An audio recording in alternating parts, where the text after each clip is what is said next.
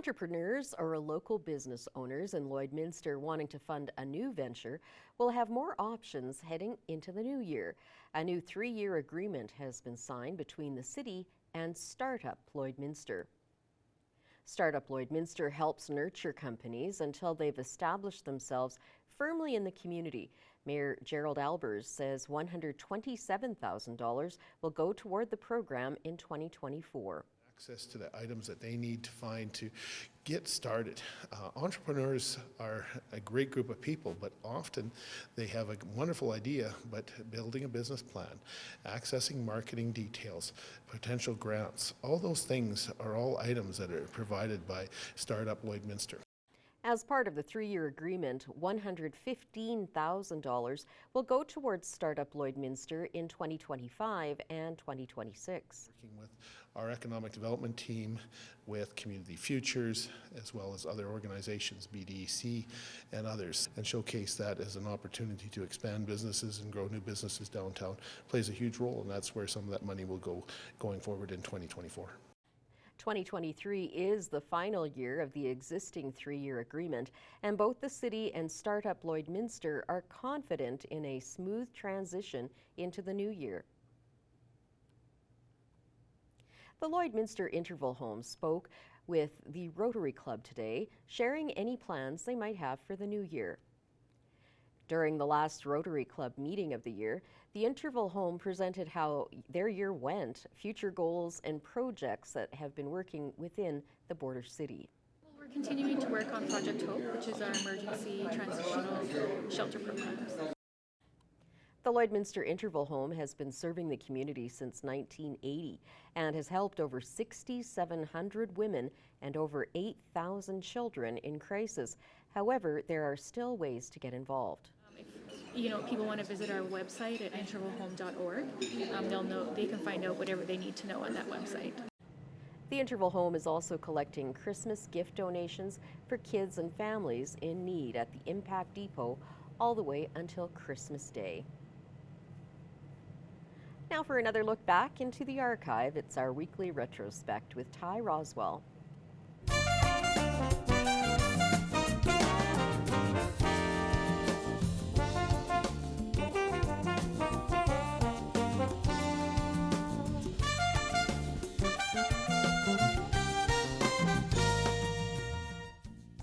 This week in retrospect, we take it back to 1994, where a man flies his plane from South America all the way to Elk Point here in the Midwest. A 1948 two-seater Cessna, a compass, maps, and 2 radios. That's what pilot Heinz Rohner relied on to bring him from Chile in South America to Elk Point in the Midwest. It was a journey that crossed 3 time zones and took 3 weeks to complete. I couldn't even see him land. I just...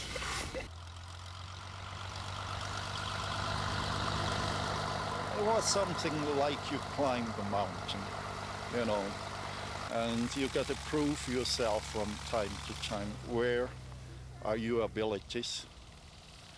And I made it. And for Heinz Rohner, it was a dream come true.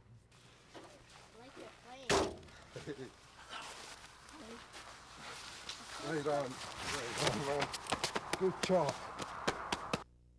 The journey started out in Santiago, Chile, where he purchased the vintage plane for $6,000 US. 1.5 years later, the aircraft was ready to fly, and on the 23rd of November, he headed north along the coast. Right on the first day, it started out quite adventurous. I had to make a landing on a road because I came into very bad weather, low ceilings, rain, and I couldn't make it anymore to the airport. Unscathed, Rohner continued on 2 days later, up through Peru and Ecuador, encountering everything from fog to brush fires, with jungle on one side and ocean on the other.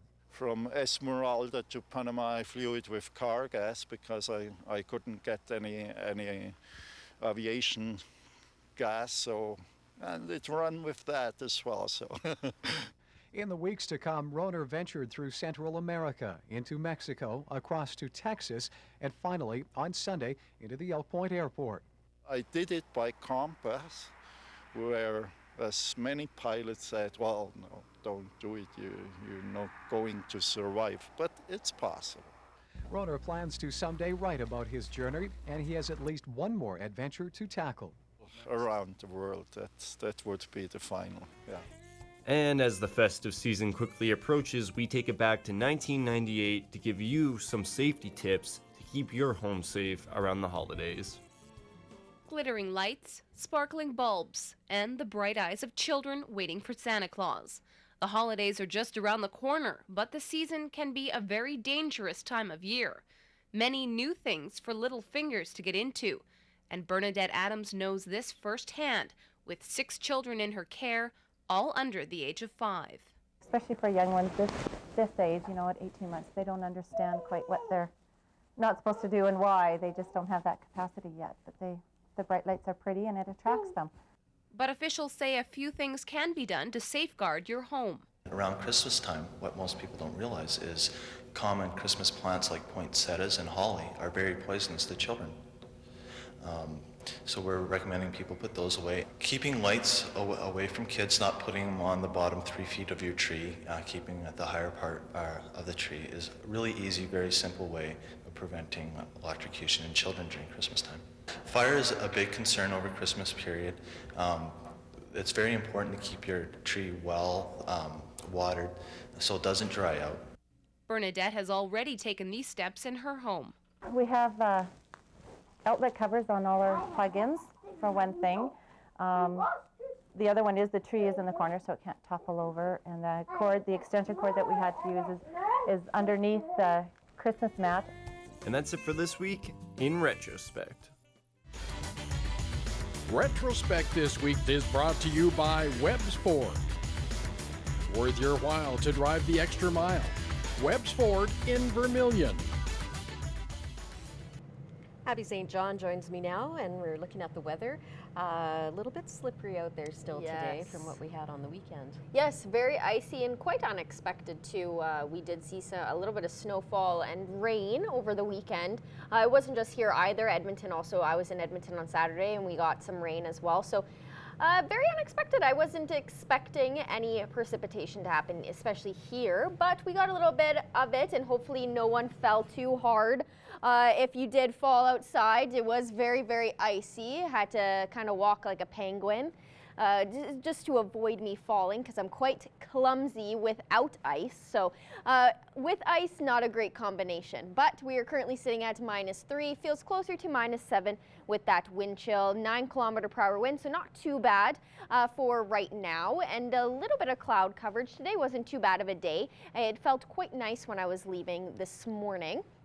More temperatures across the region, +2 out in Provost, -1 in Wainwright and in Vegreville, +1 out in Vermilion, 4 in Edmonton, 0 in Marwayne, St. Paul and Bonnyville, -3 in Cold Lake and -2 in Lac La Biche.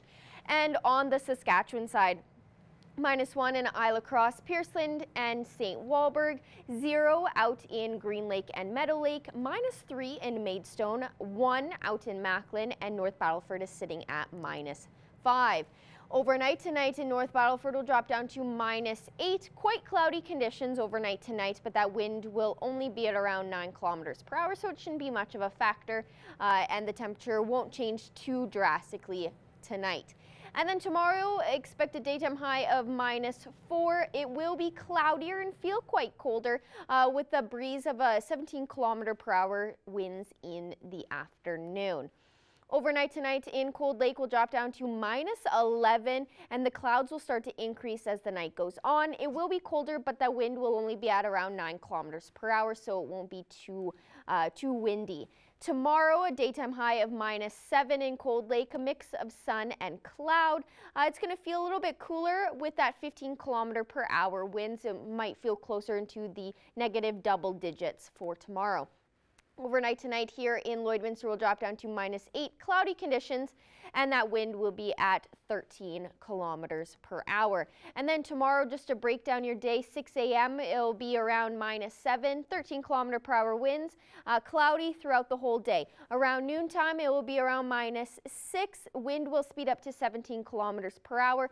It'll go back down to -7, and that wind will speed up even more at 22 kilometers per hour. So with that wind chill, we're going to feel closer to in the minus negatives into the mid-teens.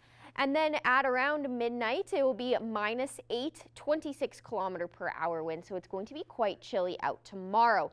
And then over the next 3 days, on Wednesday, a mix of sun and cloud with a high of -2 and a low of -6. And then on Thursday, another mostly cloudy day with a high of +1 and a low of -5. That is a first look at your evening weather forecast. I'll have more overnight temperatures later on in the show.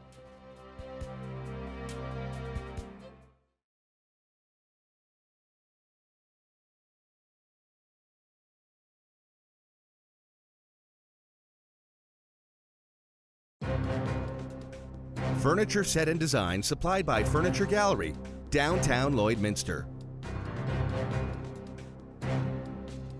Almost every day, the Alberta RCMP issue a news release about yet another collision or a rollover, and it prompted the RCMP to put out a news release a couple of weeks ago, just reminding drivers about the dangers of maybe driving too fast or just not paying attention.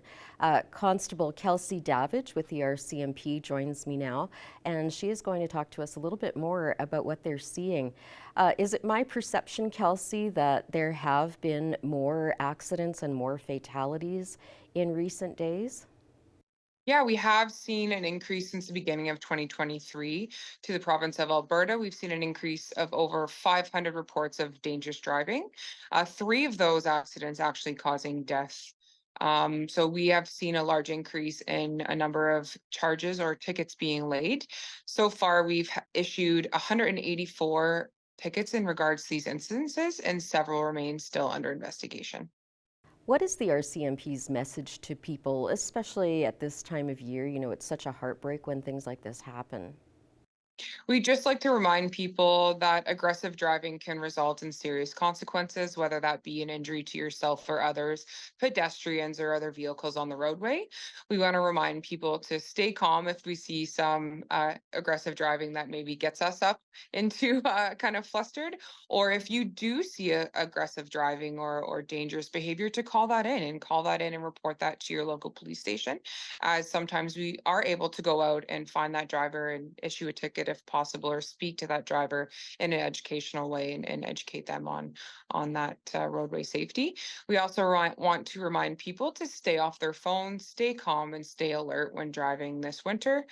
It's not acceptable to put yourself or others in danger while you're driving.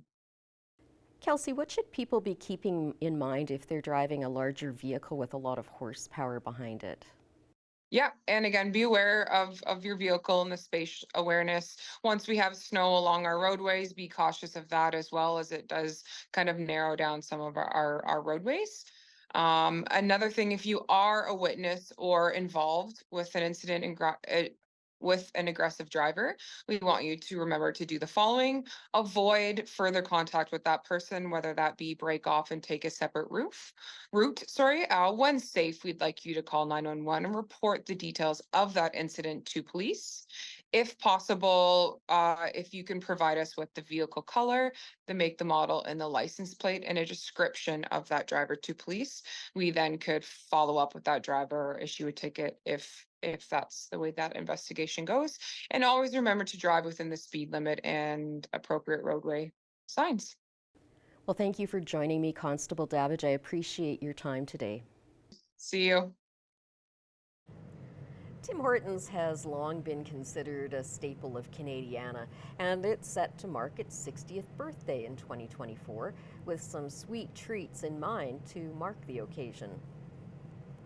The company, founded by former NHL defenseman Tim Horton, opened its first location in Hamilton, Ontario in May of 1964. Come January 10th, to celebrate the anniversary, Tim's will return the popular Dutchie donut to menus after being absent for roughly 2 decades. Tim's is promising for retro donuts will reappear for a limited time on its menu in 2024, though it is staying tight-lipped on the other 3 for now. This makes me very excited, only for the fact that I am a donut fiend. I'll try any kind of donut. Tim's Donuts, different types of donuts. There's different shops that I've been to. I love a good donut. So I really don't remember the Dutchie, but I'm eager to try it and see if it's something that maybe should stay on the menu. absolutely, and it was super popular, and so I think a lot of people are going to be vying for that to be a permanent spot on their menu once again. I've never had it. I had to look it up. I think you said it was on for 2 decades. I don't even think I was born when it was taken off the menu, so I'm very excited to try it, and I'm curious to see what the other 3 donuts are.